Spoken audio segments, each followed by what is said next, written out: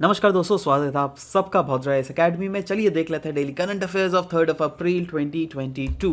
Starting से आगे बढ़ने से पहले I tell you that yes, downloading link जो है इस पीडीएफ का वो मैं नीचे डिस्क्रिप्शन में डाल दूंगा। And regarding admissions in Bhadra IAS academy, you can any time contact on to these numbers. Right now, कल मैंने कुछ क्वेश्चंस पूछे थे तो उसके आंसर्स देख लेते हैं। पहला क्वेश्चन था अड़ीबादा often seen in news, 4 options थे जिसमें करेक्ट आंसर था बी। ये क्या होता है? ये मास नेस्टिंग होता है ऑलिव रिडली टर्टल्स का। दूसरा क्वेश्चन था consider the following statement regarding ramp scheme, MSMEs के लिए था ये, ठीक है, जिसका फुल फॉर्म है raising and accelerating MSME performance scheme. ये क्या है? ये एक new development bank assistant central sector scheme. नहीं, ये वर्ल्ड बैंक था, ठीक है। तो पहला वाला ऑप्शन रॉन्ग था, इसलिए दूसरा वाला ही ऑप्शन सिर्फ सही था, ठीक है।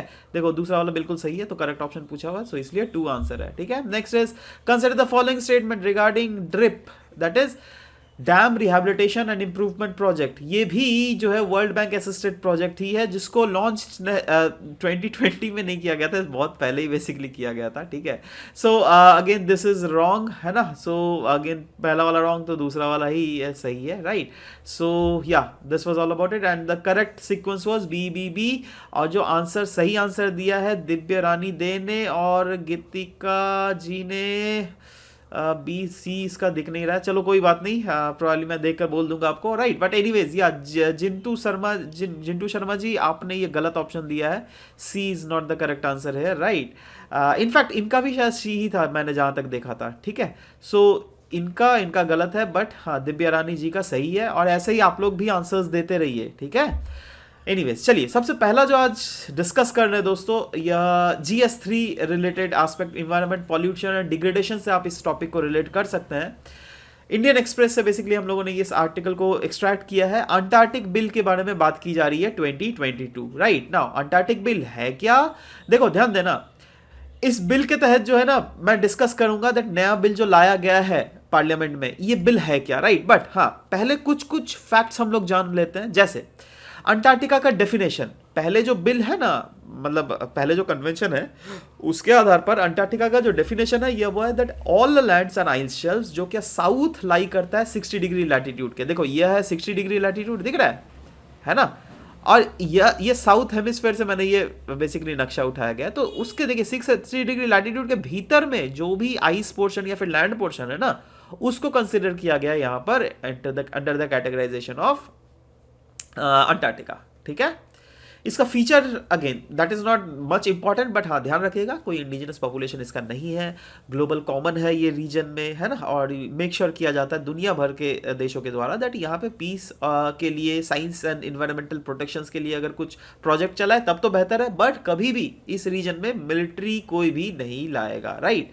अराउंड अगर देख लीजिएगा मेंबरशिप 54 कंट्रीज है, जिसमें इंडिया भी एक कंट्री है, राइट। अच्छा, प्रोविजंस क्या है अंटार्कटिक ट्रीटी के, तो मैं वो बता देना चाहता हूँ। यह है दैट अंटार्कटिका जो है उसको हम लोग सिर्फ और सिर्फ पीसफुल पर्पस के लिए ही यूज करेंगे। कोई भी कंट्री मिलिट्री बेस अपना यहाँ पर नहीं सेटअप करेगा। जी हाँ, अंटार्कटिका को फ्रीडम छोड़ दिया गया for scientific navigation in Antarctica, right. कोई भी कंट्री जो है उनको क्लेम नहीं करना चाहिए over the Antarctica on the basis of setting up of research station. In fact कोई न्यूक्लियर एक्सप्लोजन या फिर अगर आप रेडियो एक्टिव वेस्ट को डिस्पोजल करना चाहते हैं, वो सब भी नहीं कर सकते हैं अंटार्कटिका में, right. Countries need to take up appropriate effort, जिससे इन जो अंटार्कटिक ट्रीटी जो पहले से एग्जिस्ट कर रही है 1960s की, राइट, तो उसको जिसे ग्राउंड लेवल में लागू किया जा सके, उसी के संदर्भ में इंडिया के द्वारा यह भी कानून बनाया गया, राइट। बट ओवरऑल अगर इंडिया का अंटार्कटिका के साथ रिलेशन देख लीजिएगा, तो ये अंटार्कटिक ट्रीटी जो है ना, इंडिया ने साइन किया था, वो लेटर स्टेज में साइन किया था। इनिशियल स्टेज में 12 कंट्रीज थी जिन्होंने साइन की थी, बट लेटर स्टेज में इंडिया ने साइन किया, और वो कब किया था? 1983 में। इनफैक्ट इंडिया ने रेटिफाई किया था convention on the conservation of Antarctic marine living resources, कब? 1985। रेटिफाई मतलब साइन करना प्लस एक कानून पास करना अपने पार्लियामेंट में, समझ रहे हो बात। इंडिया ने एक प्रोटोकॉल भी साइन किया था on environmental protection on Antarctic treaty, कब? 1998 में। इसको क्या कहते हैं? मैड्रिड प्रोटोकॉल, ठीक है। इंडिया का रिसर्च स्टेशन अगर देख लीजिएगा, वो अंटार्कटिका में क्या है, नाम है दक्षिण गंगोत्री के नाम से, जिसको अभी तक कमीशन वैसे कर दिया गया है, राइट। तो सवाल होता है दैट क्या अभी कोई दूसरा रिसर्च स्टेशन है अगर दक्षिण गंगोत्री ब्रह्मपुत्री को डिकमीशन कर दिया गया? तो जी हाँ है। उसका नाम क्या है? मैत्री और भारती। ये दो अलग अलग स्टेशन है, राइट। देखो डिफरेंट कंट्रीज के अलग amount of you know research station है, बट वैसे ही अगर इंडिया की बात करें तो इंडिया के पास दो है, दैट इज एक है मैत्री, एक है भारती, जिसको मैनेज किया किसके द्वारा जाता है? National centre for polar and oceanic research, Goa, जो कि मिनिस्ट्री ऑफ अर्थ साइंस के अंडर है, राइट।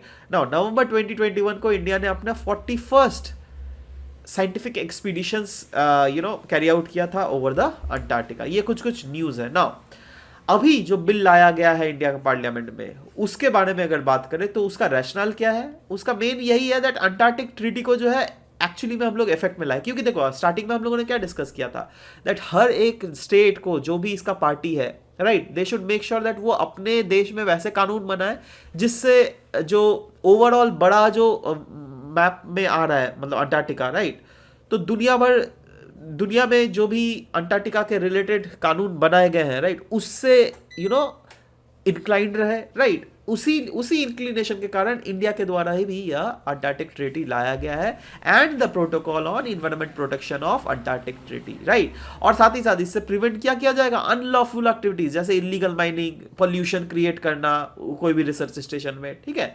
तो सवाल ये होता है दैट इंडिया का जो कानून है वो किस किस के ऊपर एप्लीकेबल हो रहा है? भाई देखो इंडियन के सिटीजन्स के ऊपर तो एप्लीकेबल हो रहा ही है, बट साथ ही साथ फॉरेन सिटीजन्स के ऊपर भी। ये आप शॉक हो जाइएगा, अरे भाई इंडिया का कानून फॉरेन सिटीजन के ऊपर कैसे एप्लीकेबल होगा? क्योंकि देखो वो रीजन जो है ना वो ग्लोबल कॉमन है, राइट। तो कोई फॉरेनर्स भी अगर वहां पे इस टाइप की चीजें कर रहे हैं तो भी India can actually tell that no you can not do it, right. क्योंकि ग्लोबल कॉमन को तो हमें बचाना है ना एक साथ मिलकर, है ना। कंपनी रजिस्टर्ड इन इंडिया अगर कोई हो और वहां पे अगर साइंटिफिक एक्सपीडिशन कैरी आउट कर रही हो तो उनके ऊपर भी यह कानून लागू होता है। और कोई भी वेसल या फिर aircraft which is registered in India और आउटसाइड इंडिया, बट इसका प्रोविजन क्या है? Provided it is a part of Indian expeditions to Antarctica, right. अब कोई दूसरा कंट्री के थ्रू जा रहा है दैट इज डिफरेंट, बट वो इंडिया के एक्सपीडिशंस के थ्रू जा रहा है तब इंडिया की जो वर्डिक्ट है वो इस पे लगेगी, राइट। इसके अंदर एक एपेक्स लेवल कमिटी का फॉर्मेशन किया जाएगा जिसको कहेंगे committee on Antarctica governance and environmental protection, right, जिसको हेड किया जाएगा किनके द्वारा? मिनिस्ट्री ऑफ अर्थ साइंस के सेक्रेटरी के द्वारा, राइट। ये भी कोई अगेन आईएएस ऑफिसर्स ही होंगे, तो फ्यूचर में आप लोग भी हो सकते हैं इन फ्यूचर, राइट, जो कि ऑफकोर्स मॉनिटर करेंगे दैट कैसे इंप्लीमेंट किया जा सके इंटरनेशनल लॉज, जिससे अंटार्कटिका के इन्वायरमेंट को हम लोग ओवरऑल बचाया जा सके। और इसमें जो है ना कुछ ऐसे एक्टिविटीज है जिसको बोला गया रेगुलेटेड एक्टिविटीज, और कुछ ऐसे एक्टिविटीज है जिसको बोला गया प्रोहिबिटेड एक्टिविटीज। रेगुलेटेड एक्टिविटीज मतलब उन चीज को हम लोग रेगुलेट कर सकते हैं। प्रोहिबिटेड एक्टिविटीज मतलब उनको बिल्कुल ही उसको कैरी आउट किया ही नहीं जा सकता वहां पर। जैसे आप न्यूक्लियर एक्सप्लोजन जो है कैरी आउट कर ही नहीं सकते, आप रेडियो एक्टिव वेस्ट मटेरियल वहां पर रिलीज कर ही नहीं सकते, आप ऐसी कोई स्पेसिफिक सब्सटेंसेस या फिर प्रोडक्ट्स जो कि बैन है, राइट, उस चीज को वहां पर यूज कर ही नहीं सकते। बट साथ ही साथ कुछ चीजें हैं जो इसको रेगुलेट किया जा सकता है, जैसे इंडियन स्टेशन इन अंटार्कटिका अगर कहीं पे सेटअप करना है, ऑफकोर्स अगर ऐसा एक आपको दूसरा लोकेशन में शिफ्ट करना है तो yes it can be done on the regulating manner, right. Vessel और एयरक्राफ्ट जो कि अंटार्कटिका को इंटर कर रही है उसको प्रॉपर्ली रेगुलेट ऑफ कोर्स किया जा सकता है। Introduction of non native animals और प्लांट्स इन अंटार्कटिका, जी हाँ, उनको भी आपको लगेगा यार ये तो फिर मतलब टेंशन हो जाएगा, नहीं, ये भी किया जा सकता है। क्यों? क्योंकि इसलिए किया जाता है ना ज़्यादातर एक्सपेरिमेंट पर्पसेस के लिए, ठीक है। बट ध्यान दीजिएगा जो भी रेगुलेटेड एक्टिविटीज है ना उसके लिए लेकिन परमिट लेना पड़ता है from the committee on Antarctic governance and environmental protection, और या फिर उससे रिटर्न ऑथराइजेशन भी लेना पड़ सकता है, समझ लो। तो ये किसके लिए रिटर्न ऑथराइजेशन लगता है? रेगुलेटेड एक्टिविटीज के लिए। क्या प्रोहिबिटेड एक्टिविटीज के लिए लगता है? नहीं, प्रोहिबिटेड एक्टिविटीज के लिए नहीं लगता है, ठीक है। नाउ नेक्स्ट जो दोस्तों वेरियस आपको पता है दैट ट्रेडिशन मतलब न्यू ईयर फेस्टिवल्स अलग अलग पार्ट ऑफ इंडिया में कैरी आउट हो रही है, राइट। तो उसी के बारे में आज भी हम लोग यहाँ पर डिस्कस करने वाले हैं। प्रीलिम्स पर्सपेक्टिव में इसको कल्चरल एस्पेक्ट से रिलेट कर सकते हैं क्योंकि डायरेक्टली इसमें प्रीलिम्स में क्वेश्चन भी पूछा जा सकता है, राइट। नाउ सोर्सेज ये क्या है? द हिंदुस्तान टाइम्स का। नाउ ये क्योंकि एक बहुत ही ज्यादा होलिस्टिक होने वाला है, सो लेट्स डिस्कस। एक पॉइंट आप अपने नोट्स कॉपी में जरूर लिख लीजिएगा, ठीक है। पहला है चैत्र शुक्लाडी, राइट। नाउ ये जो है नया ईयर मार्क करता है ऑफ द विक्रम संवत, जिसको हम लोग वैदिक हिंदू कैलेंडर भी बोलते हैं ना। विक्रम संवत यहां पे क्यों बोला गया है? क्योंकि देखो विक्रम संवत जो है ना ये वो दिन है जब विक्रमादित्य जो राजा थे ना उन्होंने शाकाज को डिफीट किया था और उज्जैन को इन्वेड किया था, ठीक है। और तक कहा जाता है दैट जब ये किया गया था उसके बाद एक नया एरा का आगमन हुआ था, राइट। और उन्हीं के सुपरविजन के अंडर वेरियस एस्ट्रोनॉमर्स, बोलते हैं ना दैट जो जीता वही हिस्ट्री लिखता है, तो ये उस समय जीत गए थे, है ना। इन्होंने एस्ट्रोनॉमर्स को अपॉइंट किया, बोला दैट नया लिखो भाई, नया कैलेंडर लिखो और स्टार्ट करना हमारे मतलब अभी से स्टार्ट करना उस कैलेंडर को, समझ रहे बात। तो बस अब क्या करेंगे, एस्ट्रोनॉमर्स को पैसे मिले होंगे तब, है ना। तो एस्ट्रोनॉमर्स ने वही चीज कर दिया और एक ही इनका रिटर्न शायद रिकॉर्ड अभी भी हमें मिल रहा होगा, इसलिए हम उनके रिकॉर्ड के बेसिस पे ही चीजें करते हैं, है ना। It is the first day during the waxing phase. Waxing phase मतलब जहां पर visible side of the moon जो है ना वो it getting bigger every night of the moon, right. In the Chaitra मतलब चैत्र के समय, इसीलिए चैत्र जो है ना ये पहला मंथ कहा जाता है हिंदू कैलेंडर का। Anyways, next is Gudi Padwa या फिर उगाड़ी। ये कहाँ पर मनाया जाता है भैया, देखो ये कर्नाटक, आंध्र प्रदेश, महाराष्ट्र में मनाया जाता है by the people of Deccan region, right. ध्यान देना ये एक रीजनल फेस्टिवल है, राइट, जो कि डेक्कन प्लेट्यू के रीजन्स कौन कौन है, ऑफ कोर्स कर्नाटक, आंध्र प्रदेश में तेलंगाना आप कंसिडर कर सकते हो यहाँ पर, है ना, और महाराष्ट्र, ठीक है, जो क्या सेलिब्रेट करते हैं ये गुड़ी पर्व, जिसको उगाड़ी भी बोला जाता है ना। ये एक ऐसा फेस्टिवल है जहाँ का फेस्टिव फूड पता है क्या होता है, ऐसा होता है जो क्या combination of sweet as well as bitter. Sweet में क्या होता है, जगेरी गुड़, है ना, और बिटर में नीम का पत्ता होता है ना, है ना। तो दोनों का जब मिला दिया जाता है ना तो स्वीटनेस और बिटरनेस का कॉम्बिनेशन होता है। अब इसको लोग खाते हैं, राइट। इससे क्या सिग्निफाई होता है, इससे यह सिग्निफाई होता है दैट हमारा जो लाइफ है ना उसमें हैप्पीनेस तो है ही बट सॉरोनेस भी है, राइट। अच्छा, गुड़ी पड़वा क्या बोला जाता है, गुड़ी देखो क्या है, ये एक डॉल है जिसको महाराष्ट्रियन होम्स में बनाया जाता है। इसमें क्या होता है ना, एक लकड़ी बैम्बू स्टिक होता है ना, है ना, बैम्बू स्टिक को ले लिया जाता है और वहीं पर एक साड़ी, सफेद सा साड़ी पहना दिया जाता है, तो this is kind of doll, right, है ना। और मैंगो लीफ बेसिकली यहाँ पे लगा दिया जाता है, राइट। सो उसी से गुड़ी पर्व बेसिकली बनाया जाता है, इसको हम लोग उगाड़ी भी कहते हैं, क्लियर है।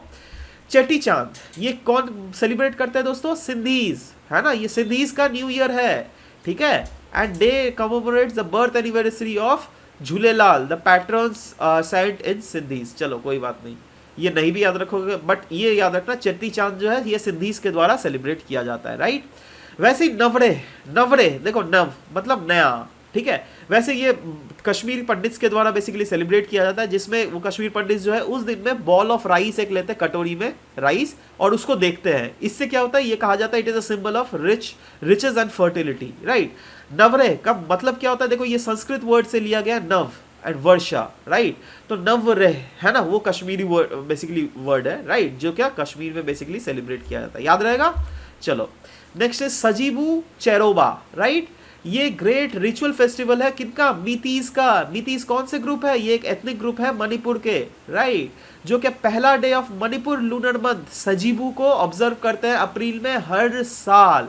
ऑन दिस डे कहा जाता है मतलब इस सजीबू चेरोबा वाला फेस्टिवल के दिन जो है people arrange a joint family feast. जी हाँ, जो जॉइंट फैमिली एक साथ आ जाते हैं फैमिली पर्सन्स और वो ट्रेडिशनल क्विजीज को खाते हैं वो लोग, ठीक है। So this is it. Next is resolution on Chandigarh. Now ये कौन सा रिजोल्यूशन है, देखो रिसेंटली क्या हुआ ना, पंजाब के चीफ मिनिस्टर जो है उन्होंने पंजाब के असेंबली में एक रिजोल्यूशन लाया जहां पे बोला गया दैट चंडीगढ़ को इमीडिएटली ट्रांसफर कीजिए आप पंजाब में। नाउ यह करने का रीजन क्या है पता है, यह करने का रीजन है सेंट्रल गवर्नमेंट। जी हाँ, सेंट्रल गवर्नमेंट ने रिसेंटली, आपको पता हम लोगों ने डिस्कस भी किया था क्लास में, राइट, उन्होंने एक नोटिफाई ऑर्डर किया जहां पर सेंट्रल सर्विसेज रूल्स जो है एम्प्लॉइज का इस चंडीगढ़ यूनिवर्सिटी में चेंज कर दिया गया है, राइट। पहले क्या था ना, वहां पर पंजाब सर्विस रूल्स लगते थे वहां के एम्प्लॉइज के लिए, बट अभी से जो सेंट्रल सर्विस रूल जो है वह आपका जाके चंडीगढ़ के ऑफिसर्स के ऊपर लगेगा, राइट ना। अब ये जो है ना, ये पूरा इशू जो देखिएगा ये एक लॉन्ग स्टैंडिंग, बहुत लंबा दिन से खिंचा हुआ एक इशू है जो क्या पंजाब और हरियाणा के बीच में ना। पंजाब और हरियाणा के बीच में क्यों है, अभी तो सर आपने डिस्कस किया था पंजाब और सेंट्रल गवर्नमेंट के बीच में। देखो भाई बहुत ही ज्यादा पेचीदा ये चीज है, राइट, डिस्कस करता हूँ, डोंट वरी। बट आपको समझना पड़ेगा दैट पंजाब जो था ना पहले बहुत बड़ा था, बाद में जो है पंजाब रीऑर्गेनाइजेशन एक्ट 1966 के थ्रू क्या हुआ, पंजाब जो है टूट गया, दैट इज मतलब विभाजन किया गया, काइंड ऑफ रीऑर्गेनाइज किया गया, जिसमें पंजाब, हरियाणा और कुछ पार्ट जो है वह हिमाचल प्रदेश में भी चला गया, ठीक है, समझ गए बात। अच्छा, अब देखो वही चीज लिखा हुआ है दैट कुछ पार्ट गया आपका जगह पंजाब के पास, कुछ हरियाणा के पास, और बाकी कुछ पार्ट जो है वो union territory of Himachal Pradesh के पास चला गया, और बाद में यूनियन टेरिटरी फिर से वो स्टेटहुड उसको मिला, राइट। और ये जो चंडीगढ़ है ना, इसको यूनियन टेरिटरी घोषित कर दिया गया, राइट। और इसको बोला गया दैट देखो भैया ये जो है ना ज्वाइंट कैपिटल होगा पंजाब का एज वेल एज हरियाणा का, जब तक हरियाणा अपना कैपिटल नहीं बना देती है। Now when and how did Chandigarh became the capital of Punjab? देखो क्या हो रहा है, पार्टीशन के बाद इंडियन गवर्नमेंट जो है वह पंजाब का कैपिटल पहले क्या था, लाहौर, अब लाहौर तो चला गया पाकिस्तान के पास, है ना, तो हमारा पंजाब का भी तो कोई कैपिटल बनना चाहिए ना। तो इसीलिए तब आइडिया जो है चंडीगढ़ का कंसीव हुआ। अब इसीलिए ना हम लोग बोलते हैं चंडीगढ़ प्लान्ड सिटी है। क्यों बोलते हैं भैया? क्योंकि प्लानिंग के लिए बहुत टाइम मिल गया ना पाकिस्तान को, सॉरी आपका जाकर पंजाब को, राइट। सो इन 1966 क्या हुआ, स्टेट जो है वो उसको डिवाइड कर दिया गया, आपको पता है, रिऑर्गेनाइज किया गया इनटू पंजाब हरियाणा, कुछ कुछ पार्ट हिमाचल प्रदेश के पास चला गया। और until Haryana was born Chandigarh remained the capital city of Punjab. जब तक हरियाणा बॉर्न हुआ तब तक तो चंडीगढ़ ही कैपिटल सिटी था। बट रीऑर्गेनाइजेशन ऑफ पंजाब जैसे हुआ ना, तो सेंट्रल गवर्नमेंट ने अनाउंस किया दैट देखो भाई हरियाणा को अपना खुद का कैपिटल भी मिलेगा, ठीक है। मतलब 1970 में सेंटर ने अनाउंस किया दैट कैपिटल प्रोजेक्ट जो एरिया जो है चंडीगढ़ का, वो it should as a whole go to Punjab, ठीक है। वो सेंट्रल गवर्नमेंट ने तभी बोला था, है ना। और हरियाणा को बोल दिया गया to use the office and residential accommodation in Chandigarh for 5 years। Haryana को बोला देखो आप भी यूज कर सकते हो बट 5 साल के लिए।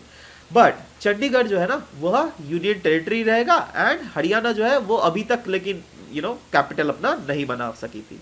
एनीवेज अब क्या हुआ, according to the capital of Punjab development and regulation act of 1952, properties जो भी चंडीगढ़ में थे ना, I mean properties in Chandigarh जो भी थे, वो कहा गया इस एक्ट के तहत दैट देखो ये जो है डिवाइड किया जाएगा, कुछ जाएगा पंजाब के पास, कुछ जाएगा हरियाणा के पास, बट जिसमें 60% जो है वह पंजाब लेगी और 40% हरियाणा लेगी, ठीक है।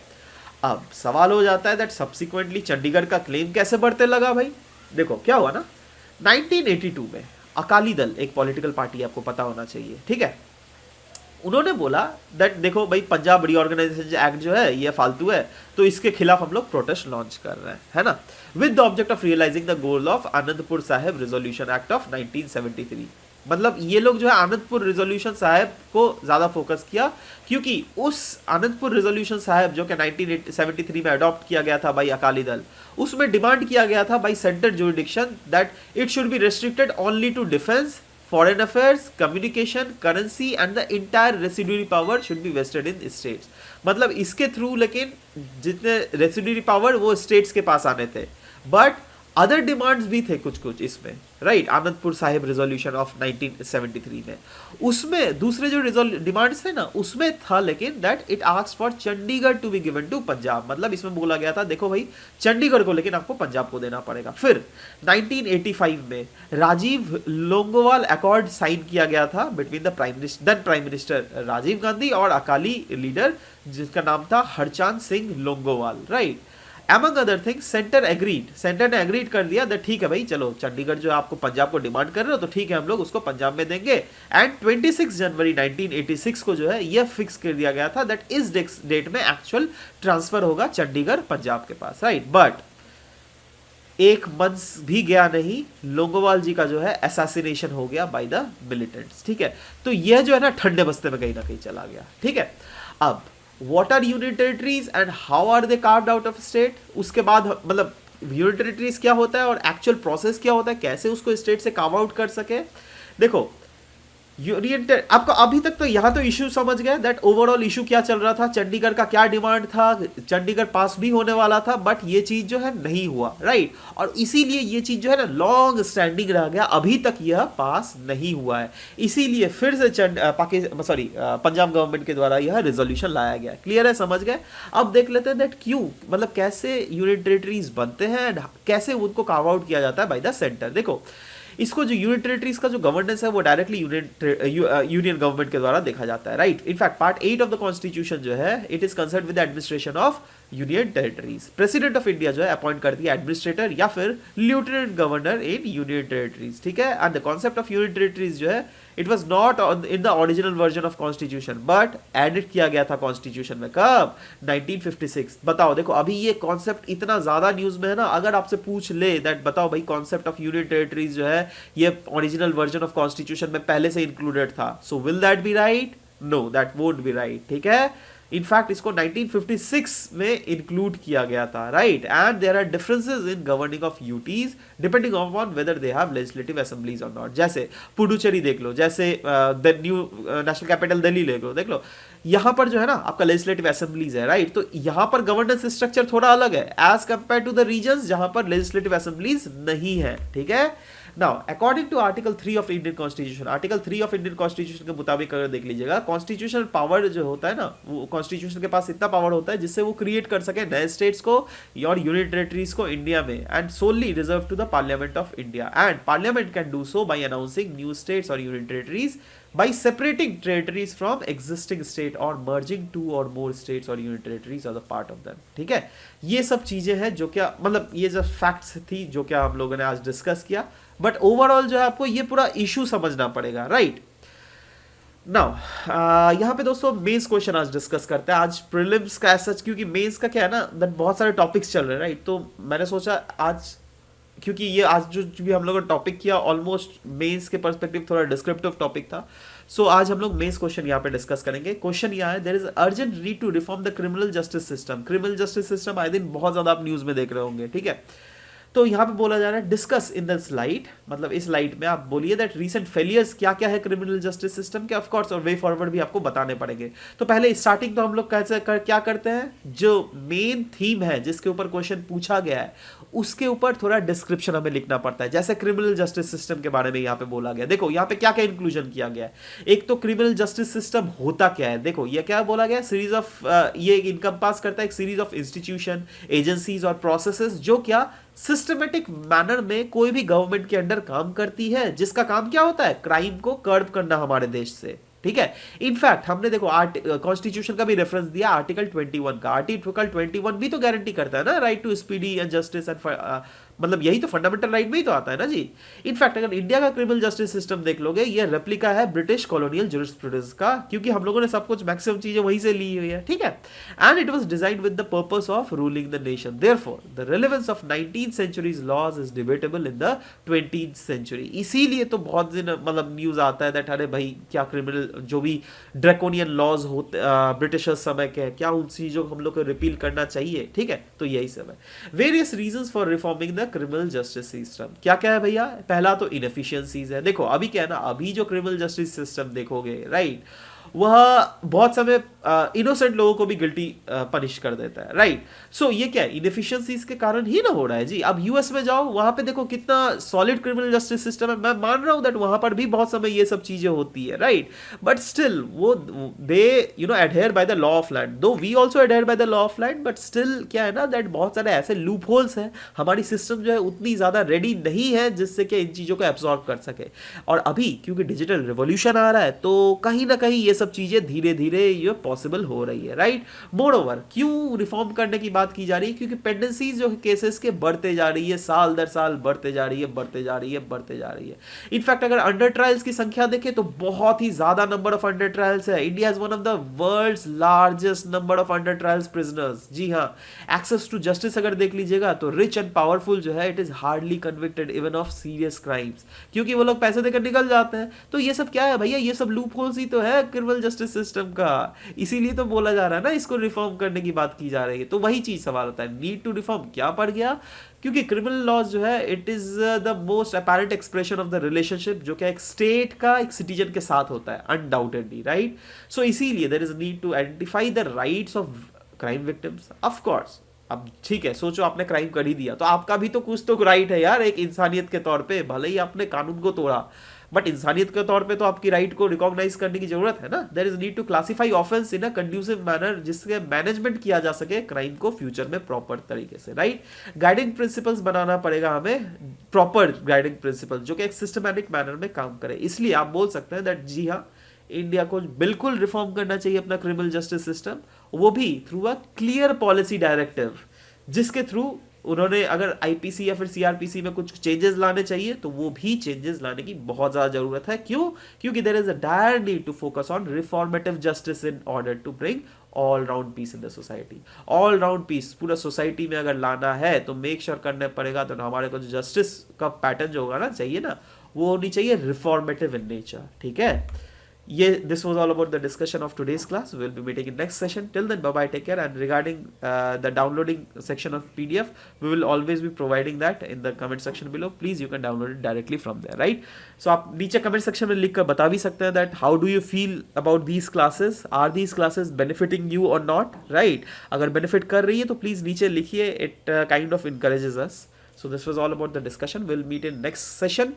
और हाँ दोस्तों, नेक्स्ट सेशन जो रहेगा मैं क्लियरली बता दे रहा हूँ, जैसे ये वाला जो करंट सेक्शन है ना, एक करंट सेक्शन का कंपाइलेशन मिलेगा जहाँ पे सिर्फ और सिर्फ जो पास्ट जो वीक में आपका आसाम के रिलेटेड करंट अफेयर का कंपाइलेशन वो मिलेगा, और दूसरा जो मिलेगा वो करंट अफेयर बेस्ड एमसीक्यू, ठीक है? तो ये भी आज या फिर कल में हम लोग अपलोड कर देंगे. So stay tune till then. Bye bye, take care and thank you for listening.